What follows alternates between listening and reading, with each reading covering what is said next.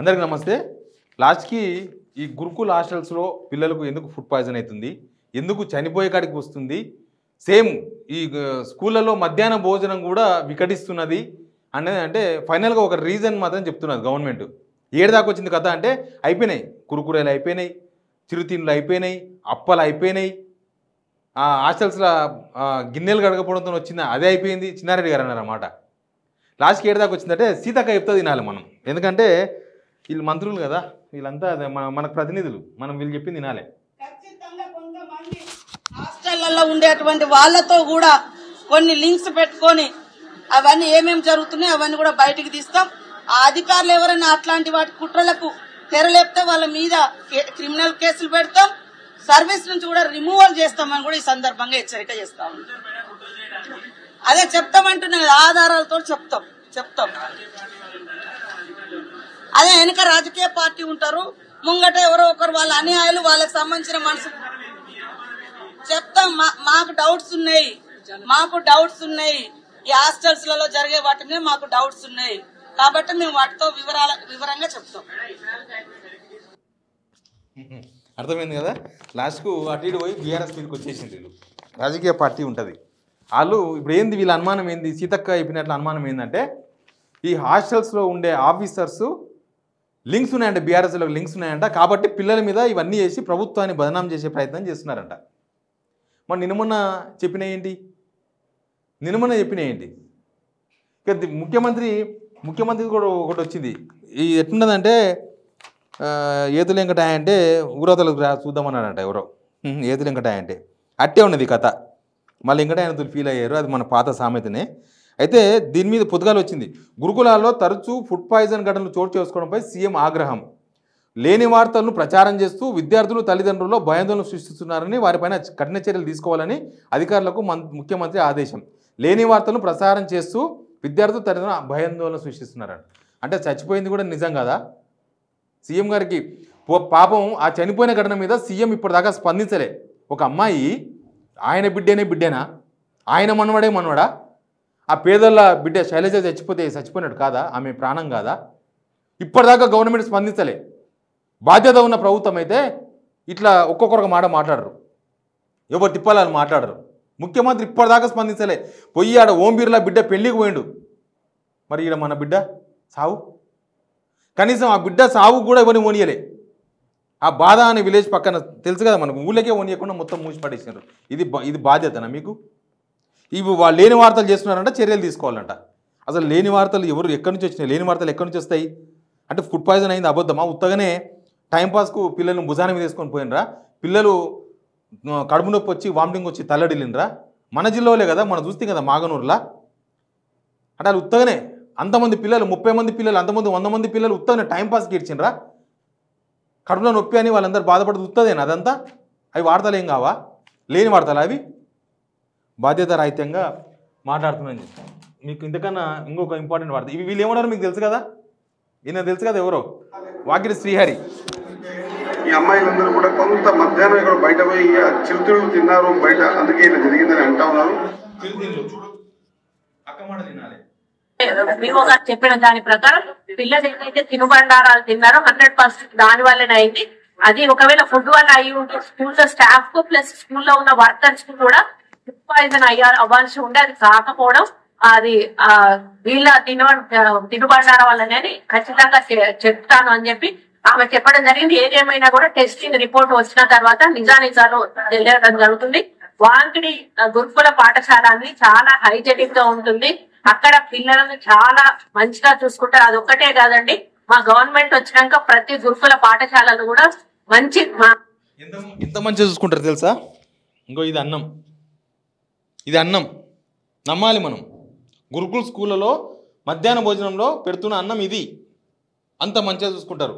ఇంకో ఇది ఎక్కడ, ఇది కూడా ఏంది బొద్దింక వచ్చిందంట.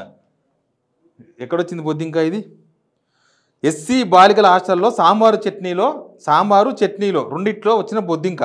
మగునారు మాజులనే పాలమూరులోని కలెక్టర్ బంగ్లా సమీపంలో ఎస్సీ బాలికల హాస్టల్లో సాంబారు చట్నీలో బొద్దింకలవడం కలకలం రేపిందంట. ఎప్పుడో కాదు, ఇది ఇయ్యాలనేది. ఈ విషయంపై వంట సిబ్బందిని అడిగితే ఇంట్లో బొద్దింక వస్తే తీసేసి తినమా అంటూ విద్యార్థులను బెదిరించిన వంట సిబ్బంది. బొద్దింక వస్తే తింటారు, ఎవరు తింటారు మరి? బొద్దింక వస్తే మరి ఎవరన్నా మంత్రులు, ఎమ్మెల్యేలు పోనీ ఆ వంట చేసిన వాళ్ళు తింటారా? కానీ వాళ్ళు అంటున్నారంట. దీంతో విద్యార్థి సంఘాల నాయకులు ఆందోళన వ్యక్తం చేశారట. ఇంకా ఇంత బాధితరహితంగా ఉన్నాక ఇంకేం మాట్లాడాలి, ఏం చెప్పాలి, ఏముంటుంది చెప్పనికి కూడా బహుశా ఏం ఉండదు. తెలుసు కదా, జగిత్యాల ఎమ్మెల్సీ ఆయన ఏడిపోయినంటే జగిత్యాల జిల్లా రాయకల్ మండలం అల్లీపూర్ గురుకులాన్ని ఆకస్మికంగా తనిఖీ చేసినట. ఆయన ఏమంటాడంటే 2 గిన్నెల నిండా అన్నం వండితే పిల్లలకు సరిపోద్ది, 1 గిన్నెలో అన్నం చేసి సరిపడా భోజనం ఎందుకు పెట్టడం లేదని ఒక క్వశ్చన్ వేసిండు. ఇంకోటి, అన్నం ఉడకలేదు, నీళ్ళ పప్పు నీళ్ళ చారు పిల్లలకు ఎందుకు వడ్డిస్తున్నారు?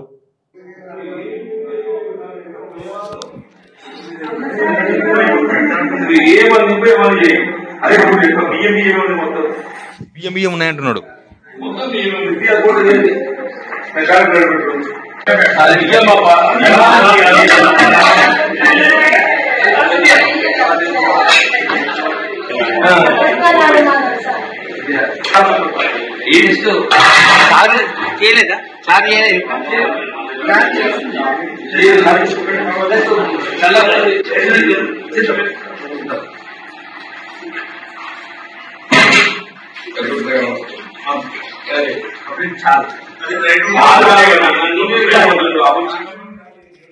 మాట క్లియర్ వినిపిస్తుందో లేదో, అన్నం ఏమో ఉడకలేదంట, ఇది చారా పప్ప అని అడిగిన ఆయనకి డౌట్ వచ్చింది.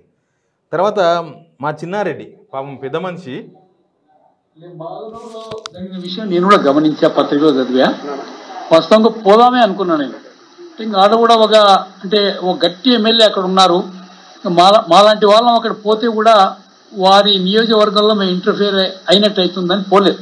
వారితోనే మాట్లాడడం జరిగింది, గట్టి చర్యలు తీసుకొని చెప్పడం కూడా జరిగింది.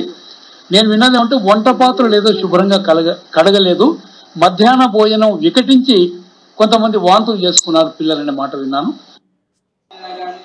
అర్థమైందా? గిన్నెలు కడగకపోవడంతో అట్లా అయిందని చిన్నారెడ్డి గారు, మాజీ మంత్రి, సీనియర్ లీడర్, మా వనపర్తికి ఎన్నోసార్లు ఎమ్మెల్యేగా పనిచేసిన వ్యక్తి, ఆయన చెప్తున్నాడు.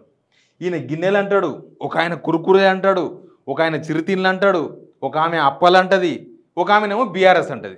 ఇంకా పొన్నం ప్రభాకర్ అన్నది ఒకటి ఉంది, అది ఖచ్చితంగా మీకు చూపించాల్సిందే. పొన్నం ప్రభాకర్ అన్న కూడా తనదైన శైలిలో ఆయన మాట్లాడతారు కదా.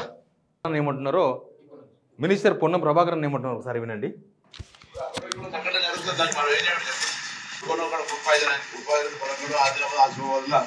ఏదో జరిగేది వాళ్ళ చెప్తే 360 మందిలో 30 మందికి రూపాయలు ఏదో ఇస్తున్నట్టే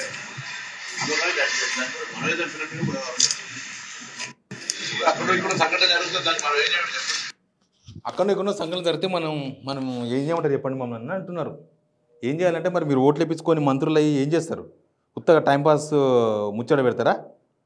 లేకపోతే ఉత్తగా అవతల మీద ఇవతల మీద తీసి భుజాల నుంచి తప్పుకుంటారా? ఇక్కడనో అక్కడనో ఫుడ్ పాయిజన్ అయితే దానికి మేమేం చేయాలి? 360 మందిలో 30 మందికి ఫుడ్ పాయిజన్ అయిందంటే ఏదో సమస్య ఉన్నట్లే కదా. శైలజన్ అమ్మాయిని మేమే చంపినట్టు బదనాం చేస్తున్నారు అంటాడు పొన్నం ప్రభాకర్ అన్న. మరి గవర్నమెంట్ సర్కార్ తిండి తిని చచ్చిపోతే మీరు చంపినట్టు కాదా? సర్కార్ తిండి సర్కార్ హాస్టల్లో పిల్లలను వదిలేసిపోయారు, మీరు పెట్టిన తిండి తిని పాయిజన్ అయి చనిపోతే దాదాపు 15 రోజులు 15 రోజులు ఇక్కడ 4 రోజులు హాస్పిటల్లో ఉండి నిమ్స్లా కనీసం ఆ పిల్లకు ఒక కార్పొరేట్ ఆసుపత్రికి పోయి తీసుకుపోయి కూడా వైద్యం చేయించలే మీరు. మీది కాదా బాధ్యత? ఇట్లా ఎవరు తిప్పాలి వాళ్ళు బాధ్యతారాహిత్యంగా మాట్లాడుతున్నారు, బాధ్యతారాహిత్యంగా. ఇంకా ఫైనల్గా తీసుకొచ్చి దీన్ని బీఆర్ఎస్కి అప్పచెప్పేసిండ్రు. ఇంకా మాకేం సంబంధం లేదు, అసలు మీరు గవర్నమెంట్ మీరు ఉన్నారా, మీకు ఉన్నామన్న నమ్మకం మీకు ఉందా లేదా? కరెంటు పోతే కరెంటు వాళ్ళు బీఆర్ఎస్ వాళ్ళు, డిఎస్సి పిల్లలు ధర్నా చేస్తే డిఎస్ వాళ్ళు బీఆర్ఎస్ వాళ్ళు, జర్నలిస్టులు మాట్లాడితే ఆ జర్నలిస్టులు బీఆర్ఎస్ వాళ్ళు. ఇంకా ఏమింది? ఆ పోలీసులు టీజీఎస్పీ వాళ్ళు కూడా బీఆర్ఎస్ వాళ్ళే లాస్ట్కి, వాళ్ళ ఇంకా బీఆర్ఎస్ ఉంది లాస్ట్కి. ఇప్పుడు హాస్టల్లో ఇది దానికి కూడా బీఆర్ఎస్ఏ కుట్రే. అసలు వీళ్ళ భలే తమాషా జోలు చెప్తా వినండి. హాస్టల్స్లో దాంట్లో ప్రైజెస్ 40% పెంచినామని మొన్నటిదాకా వీళ్ళు సన్మానాలు చేపిస్తున్నారు కదా రేవంత్ రెడ్డి వాళ్ళు. ఇప్పటిదాకా ఆ జీవో అమలులోకి రాలేదు, ఇప్పటిదాకా ఇవ్వలేదు, ఇప్పటిదాకా కూడా ఇవ్వలేదు. నేను గురుకుల హాస్టల్స్లో లేకపోతే ఈ స్కూళ్ళలో ఎక్కడెక్కడ ఎంత ఇస్తారు, ఛార్జ్ ఎంత ఇస్తారు, వాళ్ళకు పప్పిస్తారా, చార్ ఇస్తారా, ఏమి ఇస్తారా అనేది నేను మీకు సపరేట్గా ఒక వీడియో ద్వారా చెప్పే ప్రయత్నం చేస్తా. బట్ ఇప్పటిదాకా 40% కాస్మెటిక్ ఛార్జెస్ పెంచారు కదా, అవి కూడా రాలేదు అమలులోకి. ఇంకా వీళ్ళ మాటలు అన్నీ విన్న తర్వాత పొన్నం ప్రభాకర్ ఒక పక్క కొండ సురేఖ, ఒక పక్క సీతక్క, ఒక పక్క ఎమ్మెల్యే అక్కడ ఒక పక్క వాకిరి శ్రీహరి ఒకలాగా మాట్లాడినాక చిన్నారెడ్డి ఒకలాగా మాట్లాడిన తర్వాత మీకు ఏమర్థమైంది? Please subscribe signal TV.